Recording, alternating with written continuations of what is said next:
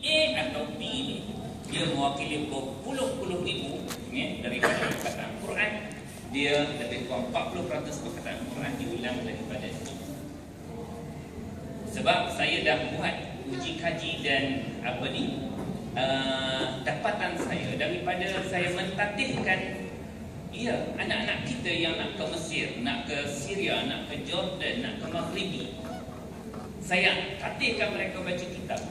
Ada di kalangan mereka ini terlalu lemah. Saya rasa dia tak boleh pergi. Kalau dia pergi, dia habiskan duit mak ayah. Jadi saya tengok apa pasal kesian budak habis duit mak ayah dia nanti. Saya suruh semua tutup buku. Saya kata ambil A4, cuba tulis. Ini benda yang sangat basic di dalam bahasa Arab. Siapa ambil mudah, dia tak akan dapat belajar. Siapa ambil tahu secepatnya, dia akan jumpa setiap kali dia belajar. Saya turunkan tulis ni. Ya, budak-budak yang cemerlang, dia sudah ingat benda ni rupanya.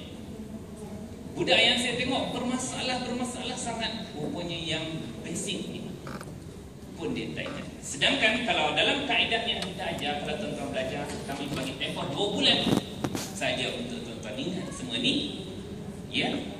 Jadi lepas tu, kalaulah perkataan dalam diagram warna pink A dan B ni dia boleh menyala dalam Quran, pasti Quran itu terang benderang dalam setiap muka surat diwakili oleh perkataan yang ini. Nanti tuan-tuan boleh tengok beberapa exercise kita, bagaimana perkataan yang mengelip-ngelip di dalam Quran ke, di dalam hadis. Saya mengajar juga bahasa Arab hadis, mengajar bahasa Arab Al-Quran, mengajar bahasa Arab buku, kitab-kitab dan juga bahasa komunikasi. Kebanyakan digunakan daripada ini. Ini strategi pembelajaran, iaitu merangkap perkataan paling penting di dalam bahasa Arab ini. Maknanya siapa yang belajar bahasa Arab, dia mengakulah tuan guru dia besar mana pun, saya tak kisah. Dia belajar 10 tahun ke, saya tak kisah. Dia tahu tak yang ni? Kalau tak tahu yang ni, maknanya student saya 2 bulan pun dah dapat. Tapi masa sekarang ni bukan main semangat dah ni. Wah, 2 bulan taklah senang 2 muka. Tapi dia dah belajar, dia jadi biasa je. Tapi kita pun tak ada suruh hafal pun. Sebenarnya diagram ni akan diulang-ulang. Kalau tuan-tuan sempat belajar 10 tahun pun, dia masih dipakai. Sebab kita tidak memaksa peserta untuk menghafal, menulis, mengulang kaji. Cukup dia tengok semula. Tak ingat, tengok semula. Tak ingat, tengok semula. Diagram warna apa? A ke B, pink ke, kuning ke, biru ke. Jadi dia akan bermain kat sini lah. Sinilah dia punya kawasan putaran permainan dia.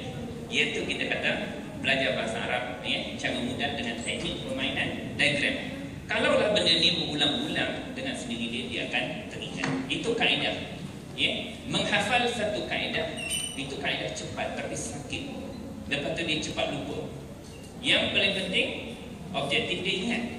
Ingat itu paling berkesan ialah dengan mengulang.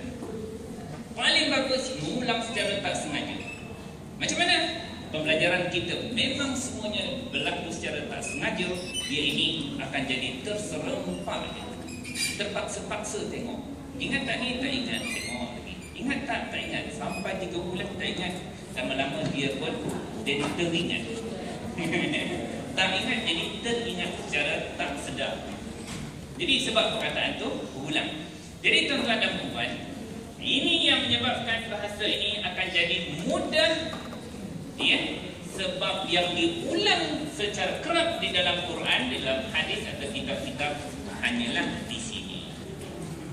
Jadi kita biasanya akan bagikan perkataan yang kita belajar. Misalnya kata kita belajar bahasa Quran, ada perkataan yang popular, kita akan tanda X ni, warna merah ni. Kita akan tanda, kebanyakan dia mewakili 40, kadang 50, kadang 60%. Setiap ayat Quran ada ni, benda ni.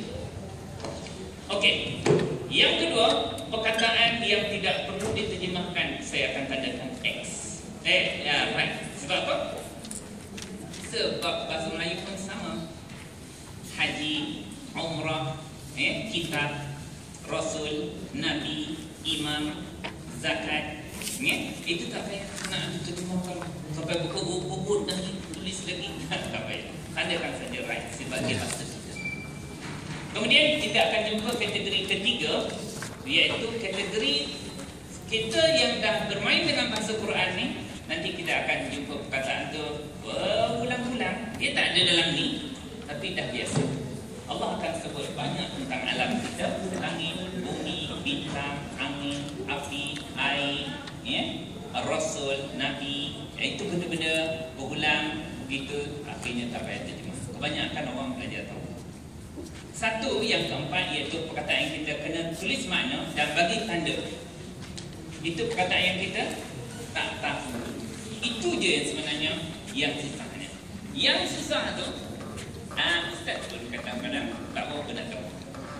Ustaz pun kena rujuk kepada kamus, Ustaz pun kena rujuk kepada kitab-kitab tafsir untuk mendapat keterangan lanjut tentang makna perkataan itu.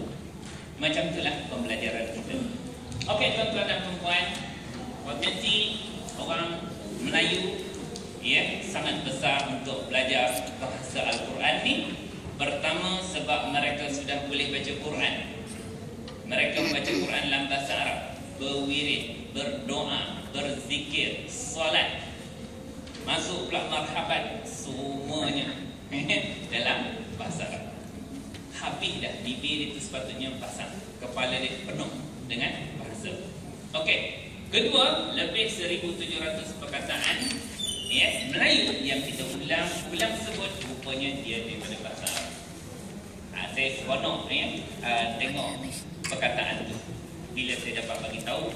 Tapi pemberitahuan benda tu kadang-kadang perlu sikit. Saya kira warna kuning nanti akan banyak membantu mengembalikan punca perkataan.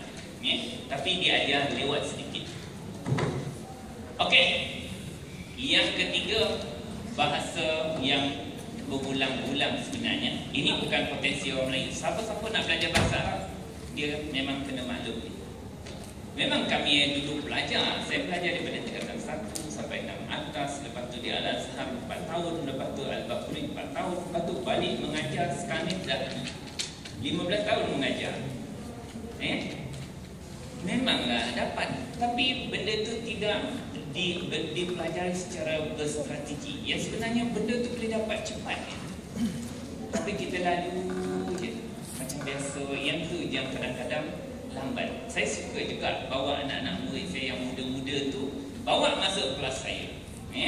Tengok makcik-makcik dan pakcik ni belajar. Yalah Ustaz, anulah, macam mana makcik ni boleh macam ni pula. Itulah yang orang ni belajar terlalu banyak sampai tak boleh dipegang.